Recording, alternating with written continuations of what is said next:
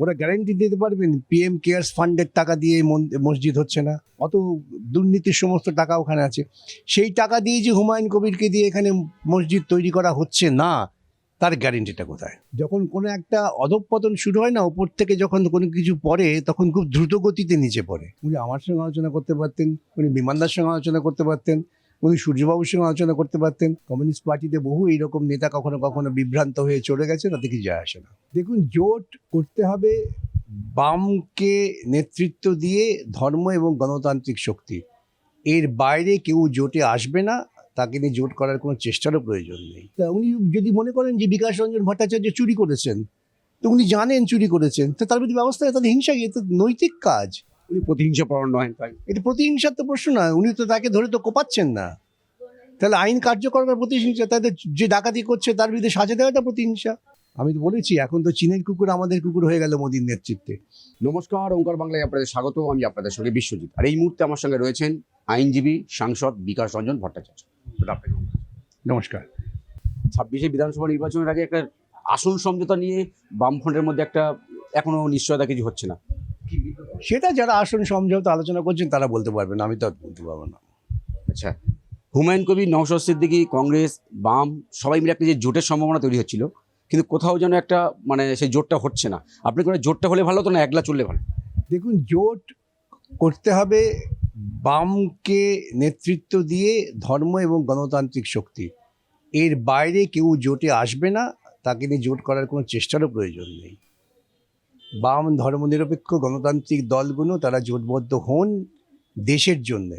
দলে কে কটা সিট পেলের খুব গুরুত্বপূর্ণ বিষয় নয়, গুরুত্বপূর্ণ বিষয় হচ্ছে আমার পশ্চিমবঙ্গের মান মর্যাদা আজকে ধুলুণ্ঠিত, তাকে আমার উদ্ধার করতে হবে। যে হুমায়ুন কবিরের যে দলটা, আপনি কি কোনো নিরপেক্ষ দল মনে হয়, ধর্মনিরপেক্ষ দল মনে হয়? আমি তো প্রথম দিনই বলেছি, আমার দল হচ্ছে হুমায়ুন কবির হচ্ছে আরএসএস প্রাণিত একটি ধর্মীয় সাম্প্রদায়িক দল। আমি তো এক জায়গায় পোস্টও করেছিলাম যে ওরা গ্যারান্টি দিতে পারবেন পিএম কেয়ার্স ফান্ডের টাকা দিয়ে মসজিদ হচ্ছে না? জবাব তো আসেনি। পিএম কেয়ার্স ফান্ডের টাকা আপনার হিসেব দিতে পারবেন না, অত দুর্নীতির সমস্ত টাকা ওখানে আছে। সেই টাকা দিয়ে যে হুমায়ুন কবিরকে দিয়ে এখানে মসজিদ তৈরি করা হচ্ছে না, তার গ্যারেন্টিটা কোথায়? বেশ, রাজ্য রাজনীতি উত্তাল হয়ে পড়েছে প্রতিকূল ইস্যুতে। আপনার এটা কোনো ইস্যুই না, ওটা নিয়ে বাড়াবাড়ি করছে। আসলে ওরা বামপন্থীদের খুব ভয় পায়, সেই জন্য ভাবছে বামপন্থীদের মধ্যে একটা যদি ভাঙন ধরানো যায়। এইসব কাল্পনিক জগতে ওরা বিচারণ করছে, মিডিয়া বিচারণ করুন, এটা কোনো বিষয় না। কমিউনিস্ট পার্টিতে বহু এইরকম নেতা কখনো কখনো বিভ্রান্ত হয়ে চলে গেছে, তাতে কি যায় আসে না। দাদা, কিন্তু প্রতিকূল আমার নিজে বলছে যে উনি আলোচনার সুযোগ পায়নি, গণতন্ত্র নেই আলোচনা করার। ভালো কথা, উনি যদি আলোচনা সুযোগ পেয়ে, কি ওকে বাধা দিয়েছিল আলোচনা করতে? ওকে কেউ আটকে ছিল? উনি আলিমুদ্দিনে গিয়ে আলোচনা করতে পারতেন, উনি ওর পরিচিত বন্ধু বান্ধবের আলোচনা করতে পারতেন, উনি আমার সঙ্গে আলোচনা করতে পারতেন, উনি বিমানদার সঙ্গে আলোচনা করতে পারতেন, উনি সূর্যবাবুর সঙ্গে আলোচনা করতে পারতেন। ওর সঙ্গে আলোচনা করবো না কেউ তো বলেনি। এখন ওর মনে হয়েছে এটা ব্যক্তিগত মানবাভিমানের ব্যাপার, এর সঙ্গে রাজনৈতিক গভীর কোনো সম্পর্ক আছে বলে আমি মনে করি না। একটু অস্বস্তিকর হলেও কি দাদা বলতেই হচ্ছে আমার। কিন্তু উনি বলছেন যে আলিমুদ্দিনের গদ্দার আছে, কথা বলা যায় না, পরিবেশ নেই। দেখুন, উনি কি বলছেন তা দিয়ে তার বিচার হবে না। উনি এইসব কথা বলতে প্রকৃতপক্ষে যে শাসক দক্ষিণপন্থী দলের উনি শিকার হয়ে পড়েছেন, এটা নিজেকে প্রমাণ করছেন, আর কিছু না। শোনা যাচ্ছে আমি মগরাহাট থেকে নাকি তৃণমূল প্রার্থীও হতে পারে। হতে পারে, স্বাভাবিক। যখন কোনো একটা অধঃপতন শুরু হয় না, ওপর থেকে যখন কোনো কিছু পড়ে তখন খুব দ্রুত গতিতে নিচে পড়ে। নিচে থেকে উপরে ওঠা খুব কঠিন, কিন্তু উপর থেকে নিচে পড়া বেশি সময় লাগে না, সেটা হতে পারে। আলিমুদ্দিন কি আটকানোর চেষ্টা করবে না? আলিমুদ্দিন কাউকে বেঁধে রাখার তো চেষ্টা করবে না। আলিমুদ্দিন যা পদ্ধতিগতভাবে যে চেষ্টা করা নিশ্চয়ই করেছে এবং করবে, কিন্তু সেটা এটা নয় যে একজন তিনি সরাসরিভাবে দক্ষিণপন্থী স্লোগানকে বারে বারে বাজারে নিয়ে আসবেন এবং তার সঙ্গে কথাবার্তা বলে আমাদের আপোষ করতে হবে। এটা কোনো নৈতিক পথ হতে পারে না। সায়ন বন্দ্যোপাধ্যায়কে নাকি বিজেপি যোগাযোগ করছে। সেটা সায়ন বলতে পারবে, আমি তো বলতে পারবো না, আমার তো কোনো জানার সূত্র নেই এটা। সায়নকে জিজ্ঞাসা করুন গিয়ে। বেশ, 26শে বিধানসভা তো এসেই গেল, তো আপনার কি মনে হয় যে কোনো মুখকে কি সামনে আনা উচিত হবে বামপন্থীদের? মীনাক্ষীকে কি সামনে আনা উচিত হবে? আচ্ছা বলুন তো, ভারতবর্ষে এতাবৎকালে যত প্রধানমন্ত্রী হয়েছেন, পণ্ডিত জওয়াহরলাল নেহরু স্বাধীনতা সংগ্রামের মুখ ছাড়া কার মুখ ছিল? লাল বাহাদুর শাস্ত্রী কি কোনো মুখ ছিল? ইন্দিরা গান্ধী কি কখনো মুখ ছিল? আধুনিককালে মনমোহন সিং কি কোনো মুখ ছিল নাকি? এই সমস্ত কথা কেন ভাষায় জানেন? এই যে যে মূল প্রচার মাধ্যম, যারা ধনবাদীদের টাকায় লালিত পালিত হয়, তারা একজনকে একটা খাড়া করে দেয়, খাড়া করে দিয়ে তার পেছনে প্রচুর পাম্প করে। এখন তারপরে বলে পাল্টা কোথায়? আরে পাল্টা তো রাজনৈতিক আদর্শ, কোনো মুখ না। আজকে মোদির ইমেজ বিল্ডিংয়ে ওরা আপ্রাণ চেষ্টা করেছেন এবং প্রতি মুহূর্তে মোদি আমাদের ভারতবর্ষকে অপমানিত করেছেন। তার সে চূড়ান্ততম উদাহরণ হচ্ছে এআই সম্মেলন। আমি তো বলেছি, এখন তো চীনের কুকুর আমাদের কুকুর হয়ে গেল মোদির নেতৃত্বে। সুতরাং সে কি করে আমাদের দেশে তাকে মডেল করে এখন বলা হচ্ছে পাল্টা কই? ভারতবর্ষের বুকে যে কোনো একজন সাধারণ শিক্ষিত মানুষ মোদির থেকে বেটার হবে, এটুকু বলে দিলাম। মুখ্যমন্ত্রী কোথাও নিজের ইমেজ বিল্ডিং করতে তিনি গরিব সাজার চেষ্টা করছেন কি কোথাও মনে হয়? না না, এটা তো প্রথম থেকেই হয়েছে। এটা প্রথম থেকেই হয়েছে। আরএসএস জানেন যে বামপন্থীদের যদি কোমর ভাঙতে হয় তাহলে একটা এই রকম ব্যক্তিকে তুলতে হবে। এই পৃথিবীর ইতিহাসের অনেক উদাহরণ আছে। সেই জন্য তারাই প্রচার করে তার ইমেজ বিল্ডিং করেছেন। ইমেজ বিল্ডিং করে তারা সফল হয়েছেন সমস্ত প্রতিক্রিয়ার শক্তিকে এক জায়গায় জড়ো করে বামপন্থীদের ক্ষমতাচ্যুত করতে। আমরা ব্যর্থ হয়েছি, আমরা তার পাল্টা প্রতিরোধ করতে পারিনি। সুতরাং এটা তো এখন এটা ধ্রুব সত্য হয়ে গেছে, এ নিয়ে কোনো বিশ্লেষণ ব্যাখ্যার প্রয়োজন নেই। এসআইআর নিয়ে এমনিতে রাজ্য রাজনীতি উত্তাল। এরই মাঝখানে সুপ্রিম কোর্ট নির্দেশ দিয়েছে যে বিচারপতির তত্ত্বাবধানে হবে এসআইআর প্রক্রিয়া বাংলায়। বিষয়টা আপনি কীভাবে দেখছেন? এটা অত্যন্ত লজ্জাজনক পরিস্থিতি। পশ্চিমবঙ্গের প্রশাসনের ওপরে সুপ্রিম কোর্ট বারে বারে অনাস্থা প্রকাশ করছেন। ইতিপূর্বে ডিএ মামলায় আমরা দেখেছি, সেখানে সুপ্রিম কোর্ট অবসরপ্রাপ্ত বিচারপতিদের দিয়ে একটা কমিটি করলেন, যে কমিটি ঠিক করবেন যে ডিএ কখন কিভাবে দেওয়া যাবে। তার মানে রাজ্য প্রশাসনের ওপর সুপ্রিম কোর্টের ভরসা ছিল না। আজকে এই যে নির্বাচনী প্রক্রিয়া সামান্য একটা ক্লেরিক্যাল ওয়ার্ক, একটু বেটার ক্লেরিক্যাল ওয়ার্ক, এছাড়া নির্বাচনী ভোটার লিস্টের মধ্যে অন্য কোনো গুরুত্বপূর্ণ কাজ নেই। সেই কাজের ক্ষেত্রেও সুপ্রিম কোর্ট শেষ পর্যন্ত রাজ্য প্রশাসনের উপর ভরসা রাখতে পারলেন না। সেখানে তারা ডিস্ট্রিক্ট জাজদের দায়িত্ব দিলেন। এই যে বারে বারে সুপ্রিম কোর্ট বিভিন্ন মামলায় রাজ্য সরকারের প্রশাসনের উপর অনাস্থা জ্ঞাপন করছেন, এটা অত্যন্ত লজ্জার, পশ্চিমবঙ্গবাসীর পক্ষে অত্যন্ত লজ্জার। যারা ক্ষমতায় আছেন তাদের যদি সামান্যতম নৈতিকতা বোধ, আত্মসম্মান বোধ থাকতো, তারা না পদত্যাগ করতেন। যে বারে বারে কেন কোর্ট আমাদের উপর অনাস্থা জ্ঞাপন করছেন। মুখ্যমন্ত্রী গিয়ে ওখানে সওয়াল করবেন, গোটা মিডিয়া ল্যাজ নাড়িয়ে নাচানাচি করলেন এবং শেষ পর্যন্ত দেখা গেল কি, যে এই রাজ্য প্রশাসন কিংবা ওই নির্বাচনী কমিশনের যে কাজ, তাদের ওপরে ভরসা নেই, বিচারপতিদের ওপর ভরসা দিতে হচ্ছে। বিচারপতিরা আর কত দায়িত্ব পালন করবেন? এক খুব খারাপ দৃষ্টান্ত বারবার এই রাজ্য প্রশাসনের পক্ষ থেকে। তারা মামলা করে এই সমস্ত আদায় করছেন, তারা সুপ্রিম কোর্টের কাছে বারে বারে অসত্য কথা বলছেন, অফিসারদের যাদের দেওয়ার কথা দিচ্ছেন না, শুধু গিয়ে প্রচার প্রচার প্রচার। আমি খুব লজ্জিত বোধ করছি যে আমাকে মানুষ তো বলছে, পশ্চিমবঙ্গে বাস করো, তো পশ্চিমবঙ্গ সরকারের উপর কারো কোনো আস্থা নেই। এই হচ্ছে পরিস্থিতি। কিন্তু তৃণমূলটা এটা ভালোভাবে দেখছে যে তাহলে স্বচ্ছ অন্তত হবে। আরে এটা কত বড় নির্লজ্জ!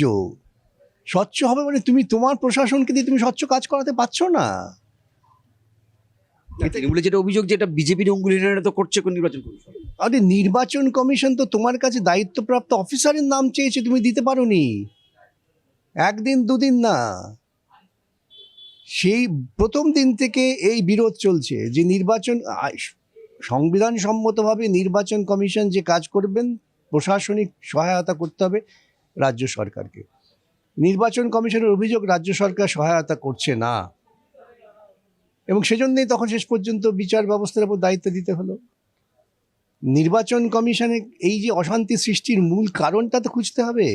জানবেন, কোনো ঘটনা হঠাৎ ঘটে না। এই যে তিনি অনুপ্রবেশের তত্ত্ব খাড়া করেছিলেন, যে অনুপ্রবেশের তত্ত্বকে ভিত্তি করেই তো আজকে মোদি, অমিত শাহ ঘুষপেটিয়া করে এইসব তথাকথিত এসআইআর চালু করলেন। সাধারণ দরিদ্র মানুষকে হেনস্থা করালেন তো এই অনুপ্রবেশের তত্ত্বের জন্য। তা না হয়তো পশ্চিমবঙ্গে এসআইআর 2002-এ হয়েছিল, এরকম অশান্তি তো হয়নি।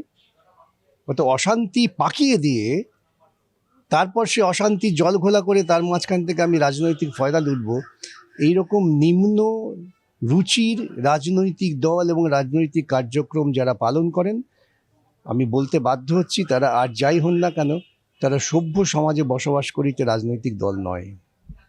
যুবসাথীর লাইনে কার্যত ভিড়, লম্বা লাইন। তৃণমূল বলছে যেটা ওদের সাফল্য, কারণ যুবকরা তো কিছু ভাতা তো পাচ্ছে। দেখুন না, একটা চোর চুরি করে বলে আমার সাফল্য, এতগুলো টাকা তো আমি পেয়েছি, পুলিশ তো আমাকে এখনো ধরতে পারেনি। এটা হচ্ছে সেই যুক্তি। উনি ক্ষমতায় এসে বলেছিলেন সব সমস্যার সমাধান করে দিয়েছি, বেকার নেই, শুধু সিপিএম প্রচার করছে বেকার বেকার।